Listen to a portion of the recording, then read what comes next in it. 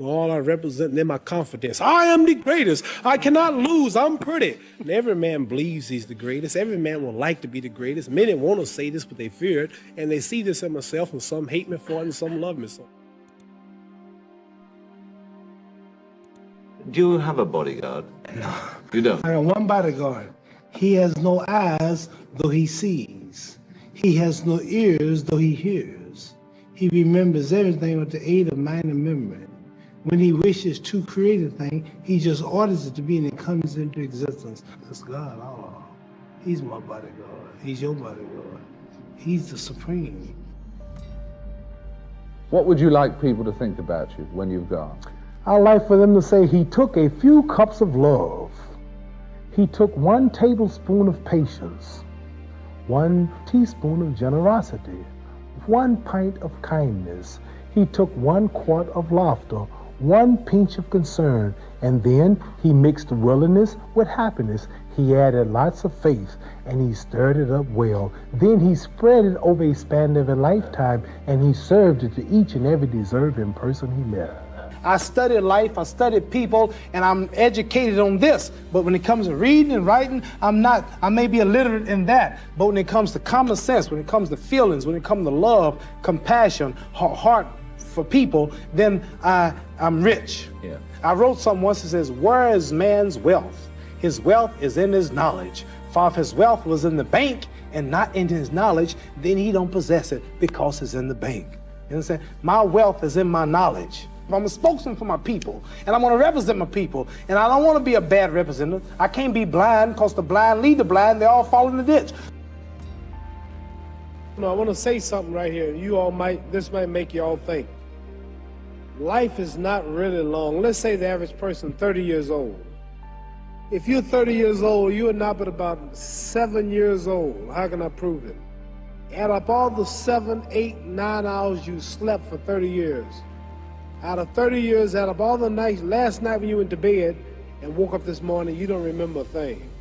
You've been unconscious for about 8 years. If you're 30 years old, you slept about 8 years. Okay, how much traveling have you done in 30 years? From the television station to home, to another country, to another city, to school, to church. You've probably traveled 2 years of your life or spent just getting back and forth to where you're going. So there's 8 years of sleeping, 2 years of traveling. There's 30 years out of your life before you accomplish anything. How long do you sit in school? In America, we stay in school from the 1st grade to 12th grade. 6 hours a day for 12 years.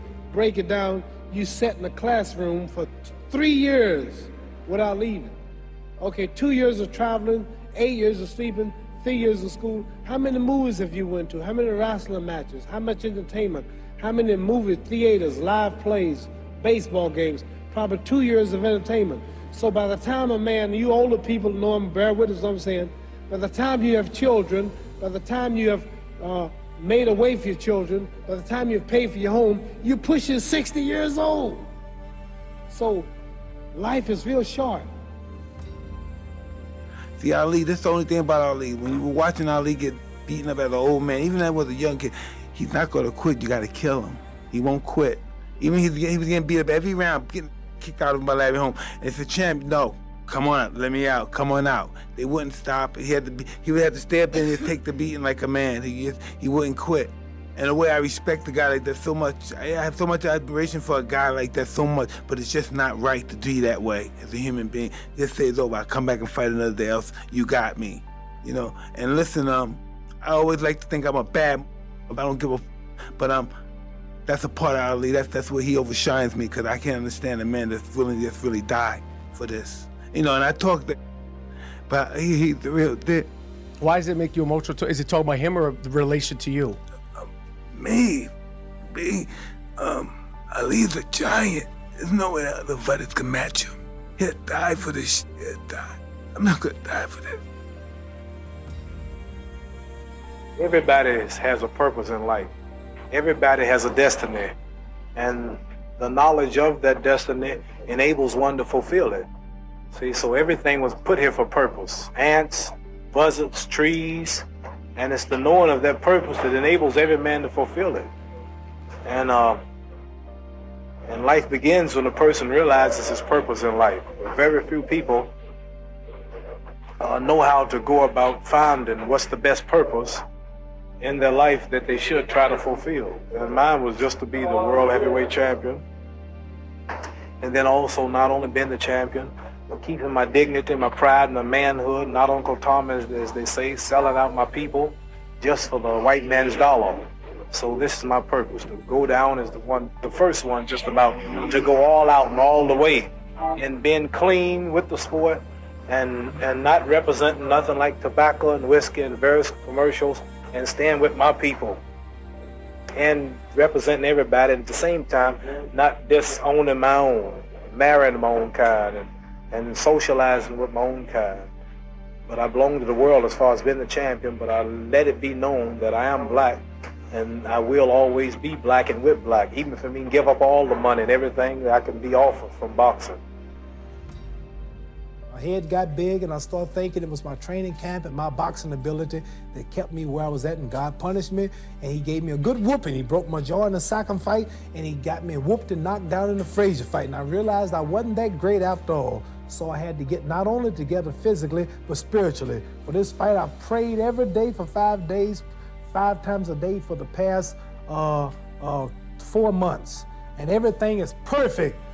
And if Allah's with me, it ain't no way no man can win. No way. Because I'm representing God. I'm representing the freedom of black people in America. I want to be the one black man who stands up and look at white people and tell the truth, who don't sell them out, who don't Uncle Dom, who don't promote cigarettes, don't promote whiskey, take his fame to uplift his little brother in the ghetto. How do we treat each other? How do we help each other? So, I'm going to dedicate my life to using my name and popularity, helping charities, helping people, uniting people, bring people bumming each other because of religious beliefs. We need somebody in the world to help us make peace. So when I die, if there's a heaven, I want to see it. Because we live how long? 80 years?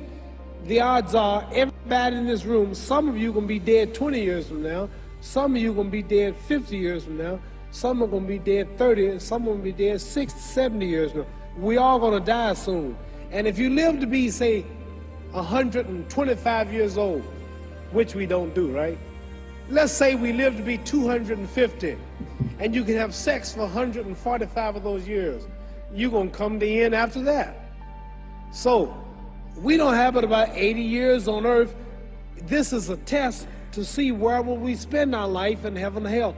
This is not the life now. Your real self is inside you. Your body gets old. Some of you go to look at the fridge, you don't have no teeth.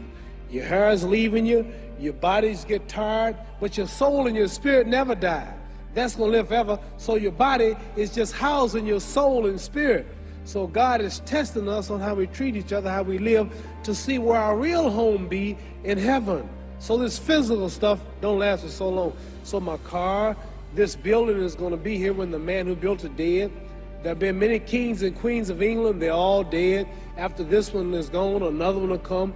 So we don't stay here. We're just trustees. We don't own nothing. So what am I saying? The most important thing about life is what's going to happen when you die.